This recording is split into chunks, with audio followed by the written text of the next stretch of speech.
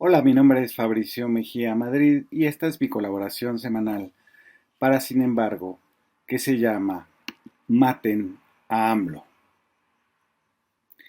El domingo 23 de abril, el Diario de Yucatán, dirigido por el hijo del fundador, Carlos Menéndez, aseguró en su versión digital: AMLO sufre un presunto infarto en Mérida. Habría sufrido un infarto este domingo cuando se disponía a desayunar en la Base Aérea Militar 8 de Mérida. El adjetivo presunto viene de presumir, que se supone o que se sospecha. El habría es una forma verbal que se usa para expresar deseos o enunciados hipotéticos que carecen de realidad material. De la nota del Diario de Yucatán podemos decir, entonces, que su deseo es que AMLO se infartara y lo pusieron en 8 columnas. Sobre la sospecha de que sufrió un infarto, tendría que haber algo que detone la corazonada, además del deseo de que ocurra. Pero el Diario de Yucatán no aportó pruebas periodísticas, como dichos, fotos o testimonios, de un desayuno que agrupaba tanto a funcionarios del gobierno federal como del estatal, incluido el gobernador de Acción Nacional. El mismo domingo, a las 3:30, el propio presidente, mediante un mensaje en Twitter, explicó que se había contagiado de nuevo con el virus que causa el COVID, que iba a mantenerse en aislamiento físico los siguientes días. Sin embargo, el Diario de Yucatán insistió al día siguiente, el lunes 24 de abril, con una cabeza que decía: AMLO causa revuelo. En realidad, lo que había causado confusión no era el presidente, sino el propio Diario de Yucatán, que hizo que los que deseaban lo hicieran al unísono en las redes, aspirando a que el presidente muriera, como ya lo habían hecho en los previos contagios de COVID, el 24 de enero de 2021 y el 10 de enero de 2022. Ansiar la muerte del presidente de forma pública revela una carencia que ha quejado a la oposición durante estos 3 años de gobierno. Creer que AMLO es la 4T y no una de sus creaciones. Así personas como Mario Di Constanzo o una pediatra que le deseó la muerte cerebral al presidente parecían pensar que si desaparece Andrés Manuel, se esfuman sus 30 millones de electores, sus reformas, obras, programas sociales, su partido que pasó de gobernar 5 estados en 2018 a 22 estados en 2022. La oposición es más presidencialista que el propio presidente. Desde su desconocimiento de la política, desde su despolitización, creen que AMLO se hizo solito, como les han jurado que se hizo, por ejemplo, Steve Jobs en su humilde garage.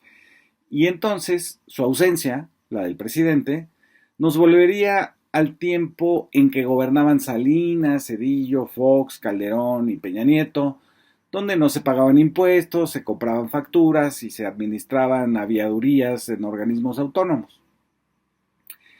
Los opositores no entienden que López Obrador es un producto del obradorismo y no al revés, que es el rostro de un movimiento nacional contra la corrupción y que el hombre, AMLO, encabeza y lo dirige, pero que no se disuelve con él. Que los cambios culturales son tan profundos que ni siquiera, aunque llegara Lili Téllez a la presidencia, el país volvería a ser igual. Pero no logran entenderlo porque de hacerlo tendrían que entender a la política, cosa a la que se han negado confundiendo la República de Twitter con la República Mexicana. Hay algo más que revela este deseo de muerte y que se ha llamado necropolítica, el poder de dar muerte a grupos enteros de la población sin que exista nunca un castigo por ello. Esa necropolítica sin duda es funcional al proyecto neoliberal que considera a la mayoría como desechable, como personas que emigran o van a la cárcel, que desaparecen, que son daños colaterales, como les llamaba Calderón. En la necropolítica la enorme mayoría son seres biológicos, pero no ciudadanos. están excluidos de la nación y no importa realmente si viven o mueren. Esa idea es la que está detrás de ansiar quemar vivos en el Zócalo a los votantes del obradorismo, según lo declaró Martín Moreno en una entrevista televisada el 1 de octubre de 2020. Es la misma idea que se expresa cuando Margarita Zavala habla de los muertos por COVID como si fueran responsabilidad no del virus, sino del gobierno.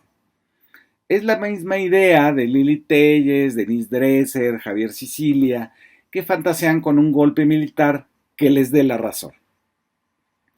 Pero a nivel de opinión pública, el asunto sigue siendo la marcha rosa del INE no se toca. Solo un puñado debe ser considerado ciudadano porque los otros, los patarrajadas, los morenos, los plebeyos, solo son cuerpos biológicos y no ciudadanos.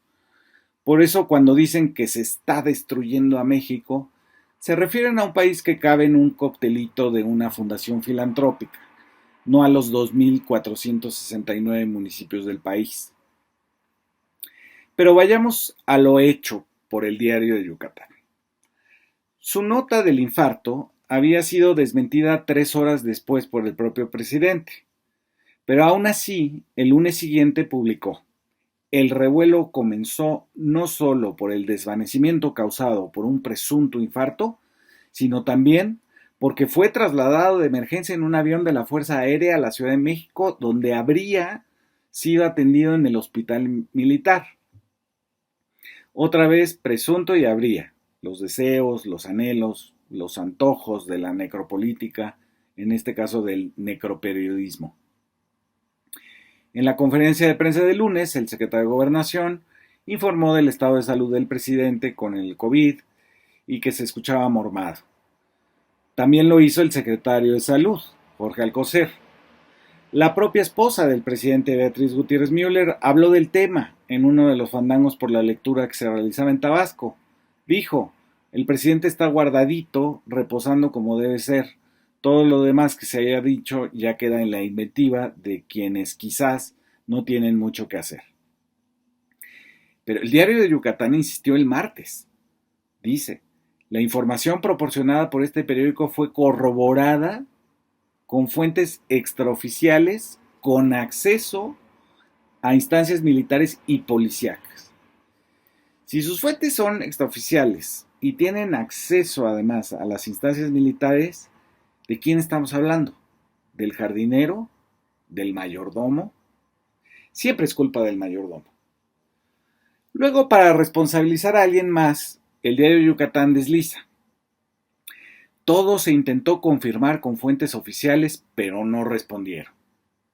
Bueno, cualquiera sabe que las fuentes oficiales no iban a confirmar el infarto porque ya habían informado que era COVID. Y esas fuentes sí tenían nombre: el mismo Andrés Manuel, el secretario de Gobernación, el secretario de Salud y la esposa del presidente. Entonces la oposición empezó a pedir pruebas, es decir, un video. Es esa misma oposición que el 7 de diciembre de 2021 dijo, a través de López Dóriga, que el video del paseo en el tren del aeropuerto Felipe Ángeles era con un simulador.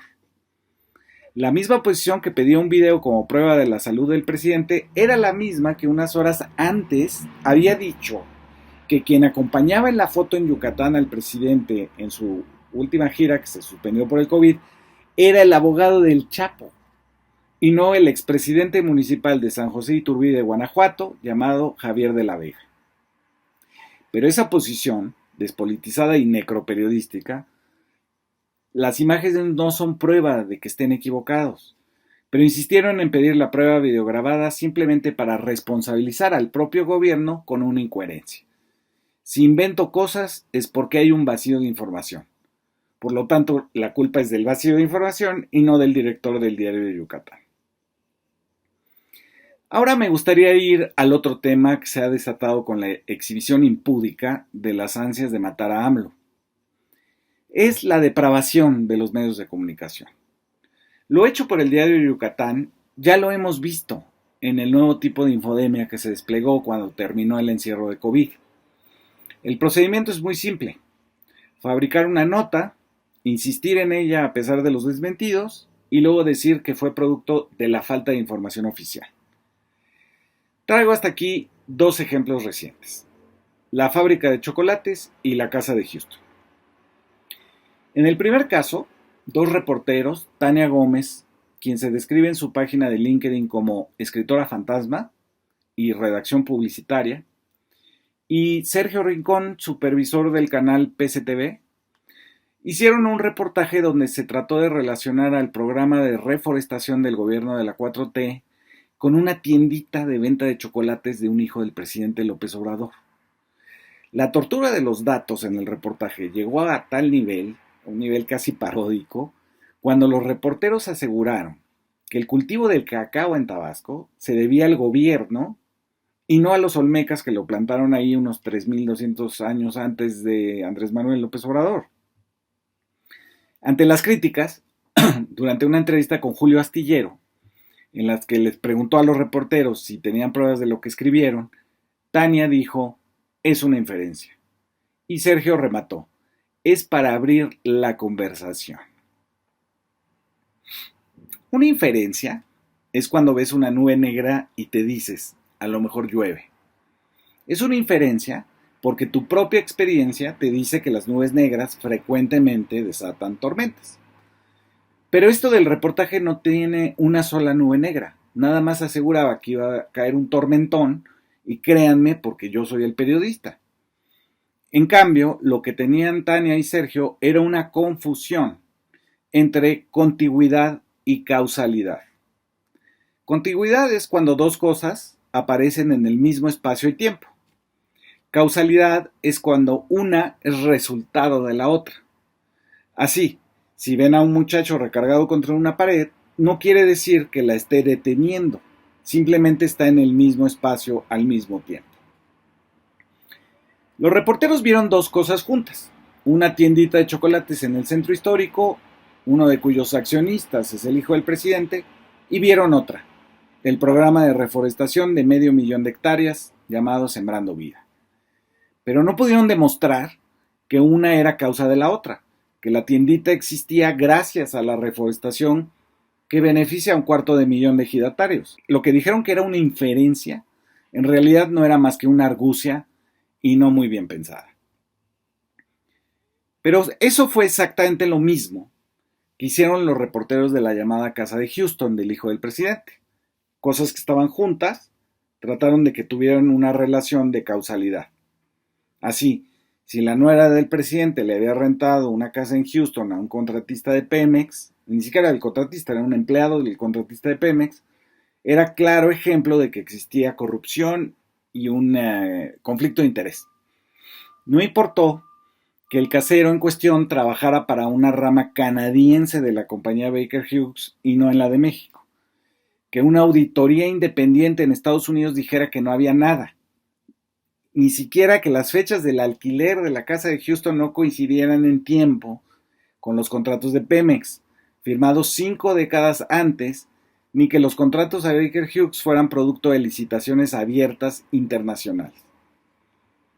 Se insistió desde Latinos, Mexicanos contra la Corrupción, de Claudio X González, y hasta con unas casitas muy simpáticas de Lego en el Senado de la República. Fue el primer procedimiento del Diario de Yucatán: mentir, insistir y luego decir que era por la falta de información. En el caso de la de Houston, la demanda era que se demostrara con pruebas que no era cierto lo dicho por el reportaje, cuando eran los reporteros mismos los que estaban obligados a probar sus fantasías de corrupción. Lo mismo es ahora, cuando se le pide al gobierno que demuestre que el presidente no tuvo un infarto. Hace apenas unas semanas, tanto Enrique Krause como Denise Dresser encabezaron una campaña derrotada de antemano para que se eliminaran las conferencias presidenciales de las mañanas. Krause recurrió a la confusión entre contigüidad y causalidad. Como en la mañanera se descalifican las mentiras de los medios de comunicación, entonces los periodistas asesinados son culpa del presidente.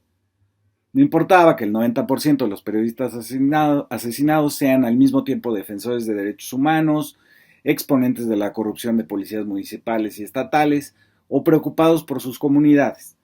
Para Krause da igual que el periodista cuestionado sea Loret de Mola, que ni siquiera vive en México. Están juntos en tiempo y espacio y por lo tanto, quien debe probar que no están relacionados en causa y efecto, pues es el mismo acusado. Una verdadera sandez. Pensar que el presidente es el único autor y central de la transformación nacional, creer que su muerte es una medida política y no como es, producto de una mentalidad enferma de guerra, en la que la mayoría de los mexicanos deberían morir para que una élite siga viviendo sin incomodidades, y finalmente confundir en una nota periodística que dos cosas que son simultáneas no son causa y efecto, es lo que nos ha traído al final de esta columna. Me pregunto qué intención hay detrás de inventar sandeces que solo serán desmentidas unos pocos días después. Está el tema de la gente que no se informa, más que por Latinus o el llamado WhatsApp de las tías, y que, por ejemplo, nunca se han de haber enterado de la detención del hijo del Chapo Guzmán y siguen diciendo que Ovidio Guzmán está libre, o de la compra de las 13 plantas de Iberdrola y siguen diciendo que la CFE contamina. Es gente que no ve la mañanera porque parte de la inferencia de que son puras mentiras y demagogia. Pero esos mismos malquerientes de la mañanera ahora demandan un video del presidente. No los entiendo, embarrados en el lodo de los deseos de muerte para el presidente de la República. Y no tengo más que decirles, como dice el propio Andrés Manuel, sigan su camino. Muchas gracias por escuchar.